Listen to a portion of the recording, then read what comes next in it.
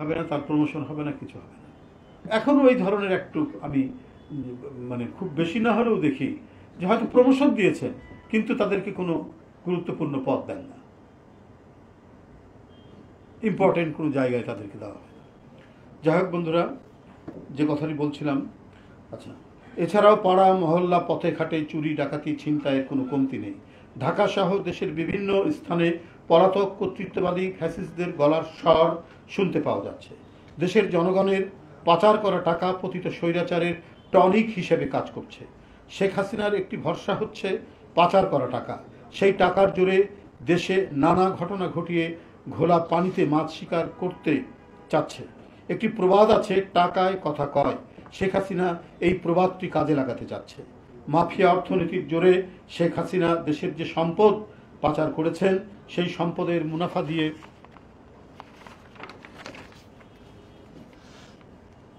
বাংলাদেশকে অস্থিতিশীল করতে চান। পতিত ফ্যাসিবাদের বড় বড় দোসররা অনেকেই প্রশাসনের হেফাজতে ছিল, কিন্তু তারা কিভাবে পালিয়ে যেতে সক্ষম হয়েছে, নিশ্চয়ই এখনো প্রশাসনের মধ্যে অনেকেই ঘাপটি মেরে আছেন ফ্যাসিবাদী খুনি দোসরদের সহযোগীরা। ওই যে পলক হাসিনার মন্ত্রী ছিল, সেই তো আদালতে বলেছে সে সহ অনেকেই একটি জায়গায় ছিলেন, প্রশাসনের ছত্রছায়ায় ছিলেন। তাকে গ্রেপ্তার করে নিয়ে এসছে এবং আরগুলার খবর নাই, পরে জানা গেছে তারা দেশের বাইরে। অদ্ভুত ম্যাজিক। যাই হোক, সেজন্য ছাত্র জনতার নজিরবিহীন গণ অভ্যুত্থানে হাসিনা ভারতে পালিয়ে যাওয়ার পর প্রশাসনের রন্ধ্রে রন্ধ্রে থাকা পতিত ফ্যাসিস্টদের সহযোগীরা ষড়যন্ত্রের জাল বিস্তার করছে। তারা কোথাও কোথাও গণহত্যাকারীদের সঙ্গে আতাত করে প্রকাশ্যে বিশৃঙ্খলা সৃষ্টির ষড়যন্ত্র করে যাচ্ছে। প্রশাসনের কতিপয় ব্যক্তির সহযোগিতায় রাজধানী ঢাকা সহ দেশের বিভিন্ন স্থানে ঝটিকা মিছিল করার দুঃসাহস দেখাচ্ছে। আঘাত করছে বিএনপি ও অঙ্গ সংগঠনের নেতাকর্মীদের।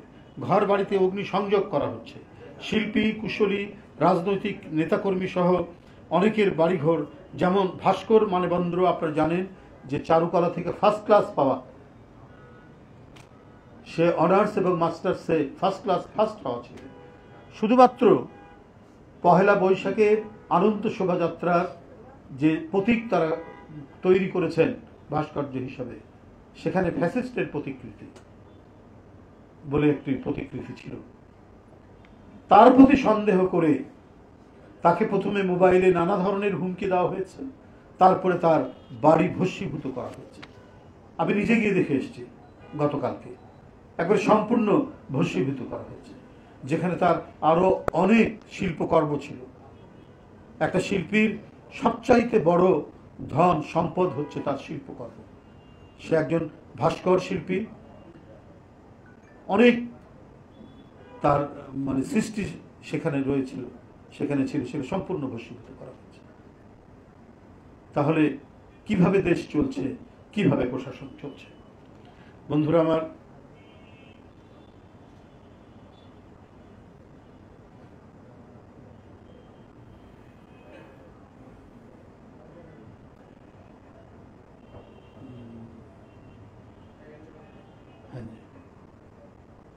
মানবেন্দ্র ঘোষের মানিকগঞ্জের বাড়ি আগুন দিয়ে ভস্মীভূত করা হয়েছে।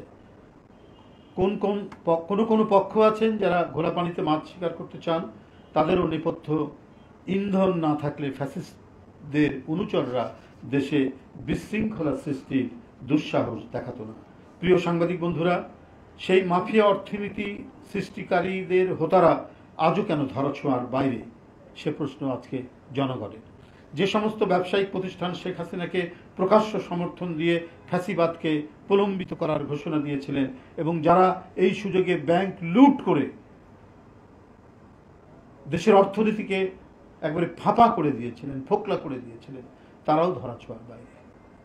বাড়ির কাজের লোকের নামে 20-25-30 হাজার কোটি টাকার লোন, এ যেন আরব্য রজনীকে একেবারে ব্যর্থ করে দিয়েছে শেখ হাসিনার দিবারাত্রির যে কাহিনী, সেই কাহিনী। তারা আজ বহাল তবিয়ত তাদের রাজত্ব চালিয়ে যাচ্ছেন। আওয়ামী দুঃশাসনের 28 লক্ষ কোটি টাকা পাচারের সাথে যুক্তরা আজও ধরাছোঁয়ার বাইরে। সাংবাদিক ভাই বোনেরা, সুতরাং হাট বাজার আর্থিক প্রতিষ্ঠান বিভিন্ন সেক্টরে ফ্যাসিস্টদের সিন্ডিকেট তৎপরতা বহাল তবিয়তে কাজ করে যাচ্ছে। এরাই দেশের মালিক সমিতি বনে গেছে, যে কারণে চালের দাম হু হু করে বাড়ছে। অন্যান্য নিত্য প্রয়োজনীয় জিনিসও সাধারণ মানুষের নাগালের বাইরে চলে যাচ্ছে। প্রশাসনের সর্বস্তরে এখনও দুর্নীতিবাজ ও ফ্যাসিবাদের দোসররা বিদ্যমান আছে, কারণ তারাই সরকারের দু একজনকে মোটা অঙ্কের টাকার বিনিময়ে ম্যানেজ করে নাকি স্বপদে বহাল রয়েছেন। এ ধরনের সংবাদ গণমাধ্যমে প্রায় প্রকাশিত হচ্ছে। আপনারা সাব রেজিস্ট্রারের যে কাহিনী আজই বোধহয় একটি দৈনিকে প্রকাশিত হয়েছে, এখান থেকেই আপনারা বুঝতে পারবেন কি পরিস্থিতি। ধন্যবাদ আপনাদের সবাইকে। প্রশ্নটা হলো অন্তর্বর্তী সরকারের সাংবিধানিক ভিত্তি নিয়ে আপনার এক বক্তব্য কোনো গণমাধ্যমে প্রকাশিত হয়েছে, যেটা